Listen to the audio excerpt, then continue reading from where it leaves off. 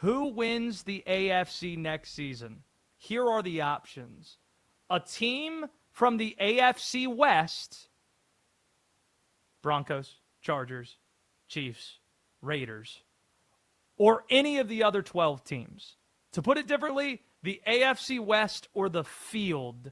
Who are you taking to win the AFC, go to Super Bowl 61, Valentine's Day night, 2027? 310-840-4910.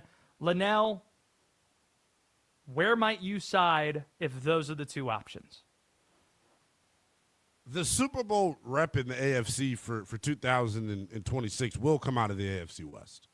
I mean, that is where the best teams in this conference lie, in my opinion. Who's and the best I team? think it's the Denver Broncos.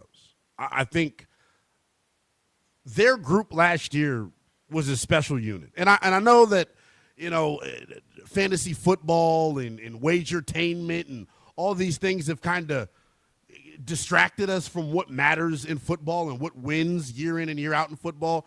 It's about both sides of the line of scrimmage.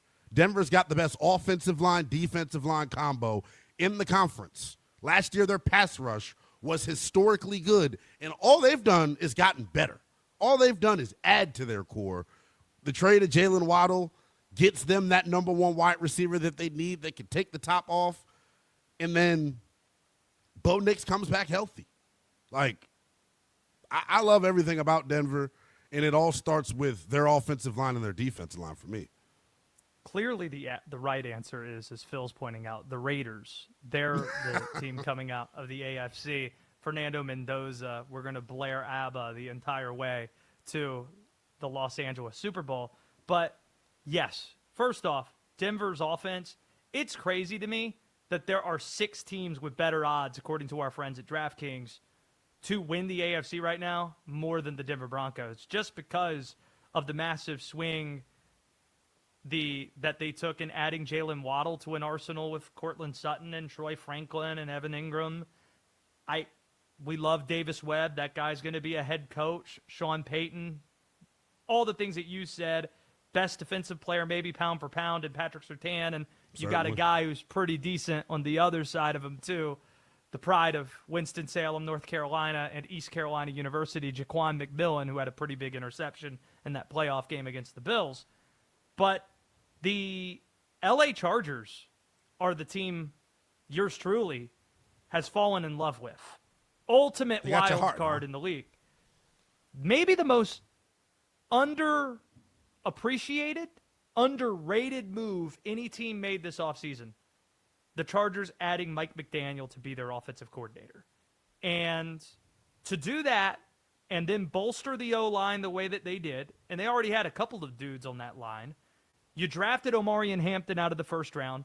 You brought in another East Carolina kid. We'll throw that out there, too, and Keaton Mitchell, who is a speedster to complement Omarion Hampton with Mike McDaniel, confident they'll have some sort of a power run offense to help Justin Herbert some more. Love Jim Harbaugh, too. Yeah. Huge fan of him as a coach. The Chargers, they're right there, and a team that isn't being talked about enough that, frankly, we should be talking about. Where are you on the Kansas City Chiefs?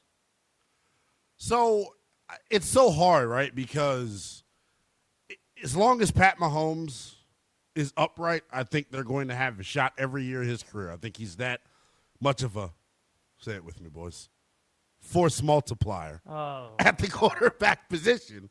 What does that even mean? Can you give me your definition? A force multiplier? Can I use it in a sentence? Yes. Pat Mahomes makes a force multiplier is when he improves your quarterback position, he improves your wide receiver group, he improves your offensive line. He impacts not just his position, but other positions on the field as well. Force multiplier, pal. There we go. So this is not just a basketball term. This is going to apply to football. No, this is going to apply to everything. Are you kidding? Is Denton Day a force multiplier as a producer? You bet your ass he is. You want to talk about the heart and soul? You better say yes to that one. He's the only consistent piece of the show. He's here 5 days a week. The attendance is unmatched. But no. That's it.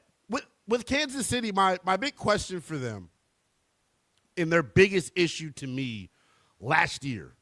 Yeah, we know Pat probably had to do a little bit too much offensively, but I actually took a picture of this number. I saw it on social media earlier today, and I was stunned because it kind of backs up what the eye test said about them last year. They could not get off of the field on third down. Their pass rush has to improve. And when you think about them revamping the secondary, Jalen Watson now gone, Brian Cook now gone, you traded Trent McDuffie to the LA Rams, the coverage in the back end isn't going to be as sticky. You know what I'm saying?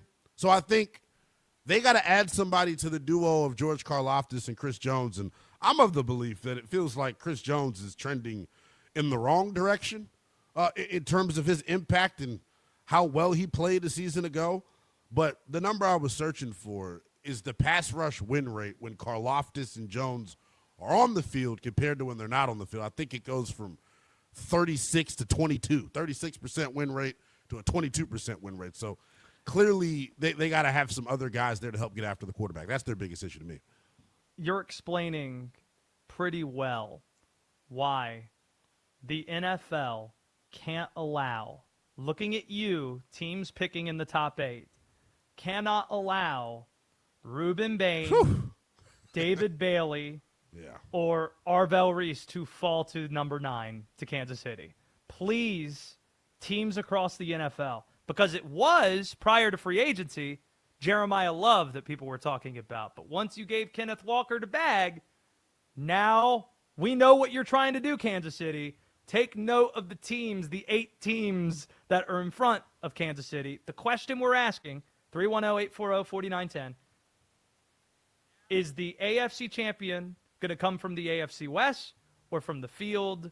Taj says the field. Bo Nix coming down to earth. The Raiders are trash. Patrick's coming off the injury. The Chargers will fold, as they always do. Well, you look at, other than Patrick Mahomes, really, when you look at the top of the AFC, somebody's probably going to break through, unless this guy's from Boston. You are probably looking at Lamar Jackson, Josh Allen, Bo Nix, Justin Herbert. So you're looking at one of these guys to break through and get to the Super Bowl. So this is where, like, what Taj says kind of resonates with me a little bit. Because I do agree with you on the field. I think it's most likely, because I'm really, really high on Denver. I think they are far and away the best team in that conference. I think their defense, we saw what they did defensively last year as far as their ability to get after the quarterback. But, man, you know how I feel about Lamar Jackson. And you know how I feel about Lamar Jackson when he is healthy. I think he's the best athlete with the football in his hands in the NFL. I think he's the most dynamic weapon in all of football. So it's hard for me to totally discredit Baltimore, but look at the Ravens. They've lost 8 unrestricted free agents this offseason. They've lost the best run blocker in the NFL on the interior of the offensive line in Tyler Linderbaum. So you lose Isaiah Likely to the New York Giants. You lose the best blocking tight end in football in Charlie Kohler to the LA Chargers. Like, they've taken some hits here, but it's just hard for me. You know how I feel about the 4 horsemen. As long as Burrow's got a pulse, Lamar's got a pulse, Pat's got a pulse, their team's always going to have a shot. Josh Allen, they're always going to be in the conversation.